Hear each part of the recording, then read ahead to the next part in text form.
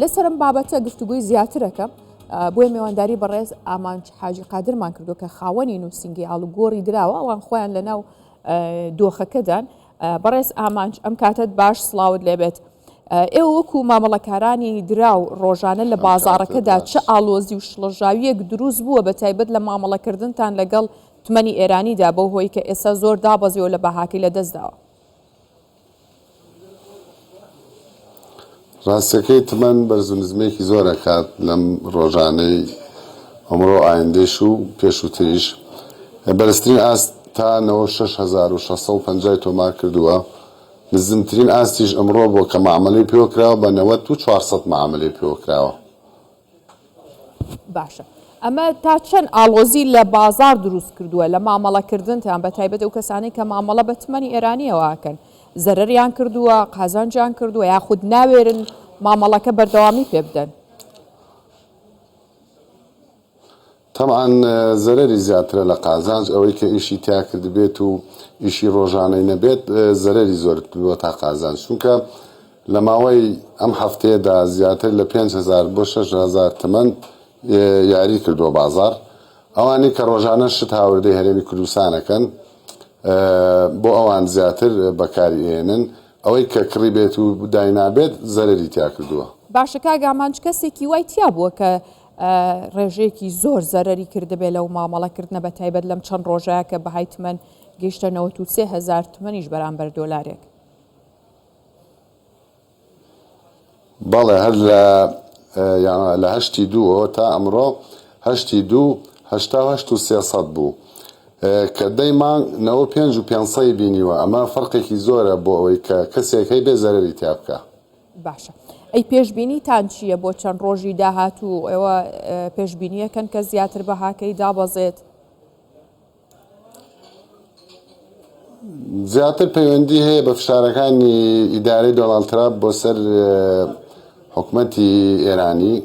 زیاتر تا ئێستا هیچ شتێک نەچۆتە بواری جێبەجێکردنەوە، بەس ئیخبار و قسەیە. ئەگەر بێت و بێتە کردداری واقع و جێبەجێکردنی سزاکان لەوە چێ زیاتر بڕوا. بەڵێ باشە، تەسەورەکەن تا چەند بەهاکەی دابەزێت، ینی بگاتە چەند ئاستەکەی؟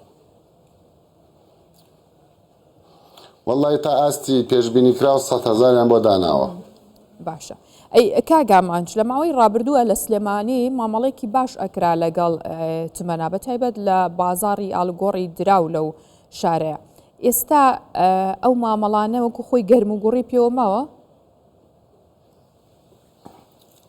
نەخێر، چونکە بە بۆنێ خەڵکانێکی زۆر زەرمەند بوون لەم معامەلانەدا، زۆری لێک شاوەتەوە ئەوانەی کە هەیان بۆ تا ئێستێش لەوە چێ نیوەی لە 50,000 تمەنیە تا ئێستێش تمەنەکەی مابێت. بەڵام ئەوەی کە ئێستا زیاتر ئاڵوگۆڕی پێوە ئەکرێت پێویستی ڕۆژانەیە. باشە، کاک ئامانج بەڕێستان تەمەنێکە لەم بازارە کارەکەن و شارەزایەکی باشتان هەیە بەو پێی کە ئەزمونتان لەگەڵ بازارەکە هەیە. لەم کاتانەی کە ئەم بەرزی و نزمیایەکە ئەم دابەزینەی بەهای دراوێک دروستە بێت، تۆ ڕێنمایی چییە بۆ مامەڵەکاران بۆ هاوڵاتیانەی کێن ئەیانەوێت لەم دۆخەیە سوود وەرگرن یاخود مامەڵە بەدراوەکەوە بکەن؟ وەڵای من داواکارم لە هاوڵاتیان ئەگەر ئیشان بە نەکتمەن هیچ دراوێکی کە پێویستیان پێ دەبێت نەچن بەلایە، چونکە هەج وڵاتێک کە ئەمڕۆ زانیمان حساری لەسەر و مشکلە و کێشەی تایە بە تەمای ئەوە مەبن دراوەکەی قازانجی لێ بکەن وەکو قازانج. زەرری زیاترە لە قازانج.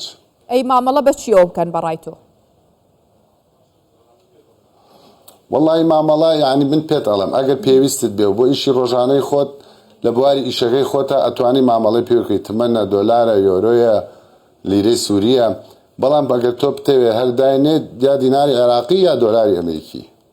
دیناریان دۆلار. باشە، ئێستا یاخود با بڵێن ژمارەیەکی زۆر لە تمەنی ئێرانی هەیە لە بازارە؟ بەڵێ تمەن زۆرە، یعنی سە تۆ دوو نوع تمەنمان هەیە لە بازارە.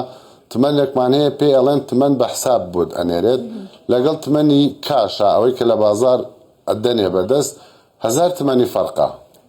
ئەوەی کە ئەیکڕێت یعنی 1000 تمەن کەمتری ئێنێ تمەنە کاشەکە، بەڵام بە حسابی بیکڕی زیاتری ئێنێ. یعنی کاشەکە هەرزانترە؟ کاشەکە گرانترە. 1000 تمەن لە حسابی بانکەکە گرانتر ئەکەوێت مەسەلەن ئەمڕۆ بازار کراوەتەوە بەنەوە 1000 بەنەوە 400 کراوەتەوە ئەگەر تۆ بچی تمەنی کاش کڕی بە 400 ئەدەنێ باشە ئەو زیاتر ئەوانە کە گەشتیارن ئەوانیان ئەکڕن ئەی ئەو تمەنەی جاران بە کە کاش بوو ئەهات بە کەپسی ئەهات ئەمە هەیە ئێستا لە بازاڕە بەڵێ ئێستش هەیە و مۆجودە لە بازارە باشە ئەگەر بازرگانێک زیاتر خەڵکی تاجر و ئەوانەی کە توجارە دەکەن لەگەڵ ئێرانە زیاتر بە ئیشی بانقی ئیشەکەن نەک بە کاش باشە جا ئەمیویست باسی ئەوە بکەی ئێستا بازرگانێک لە عێراقەیەوێت کاڵا بێنێ لە ئێرانەوە ئەبێ ئەم کەسە چی بکات یاخود جگە لە بانک چۆن بتوانێت تمەنی دەستکەوێت و لەوێ شت بێنێت ئەتوانێت بە دیناریان ئەبێ هەرەوت بە دۆلارێکا بە دینارێکا نەخێر ئەو شەریکەی کە ئەم شتی لێ کڕیوە ژمارە حسابی ئەیاتێ ژمارە حسابەکەیش لە داخلی ئێرانەوە تێکرێت ئەم تاجرە لێرە دۆلارەکە تەسلیمەکات ئەمانەی خۆمان تەرەفمان هەیە لە ئێرانە ئەوان تمەنەکەی بۆ جێبەجێەکەن و فاکتۆرەکەی بۆ نێرنەوە یعنی زیاتر مامەڵەکە بە دۆلار بەرامبەر بە تمەنە باشە کاگامانجواتە ئەو دۆلاری کە دەستیانەکەوێت لە بازاری ئازاد دەستیانەکەوێت لە ناو بازارەکانی خۆمانە بەڵێ ئەی قەباری ئەو بازرگانیە ڕۆژانە چەنە ینی ئەوەی کە دۆلارەکڕن بازرگانان و ئەنجیانوێ کاڵایەکی پێ هاوردە بکەن بە نزیکی چەنەگە وەڵی قەبارە لە ئێستادا لەم کاتەدا بە بۆنەی کزی بازار و نەبوونی موچە و حرەکاتی جموجۆڵی بازار کەمترە لە جاران ناتوانێت تهدیدی کەیت چونکە هەش کەسە و لەوانەیە ڕۆژێ ملیۆنێک $2 ملیۆن لە بازاری سلێمانیە مەعامەلی پێ بکەیت باشە لە ماوەی ڕابردووە لە باشترین دۆخە لە چه ئاستێکا بوو وەڵی یعنی بۆ 2 ساڵە قەت وەزعی باش نەبووە هەر ئەگەر ڕۆژێ باش بێت 2 ڕۆژ خراپ بووە بەڕێز ئامانج حاجی قادر خاوەنی نووسنگی ئاڵوگۆڕی دراو لە سلێمانیەوە لەگەڵ مابووی سوپاس بۆ بەڕێستان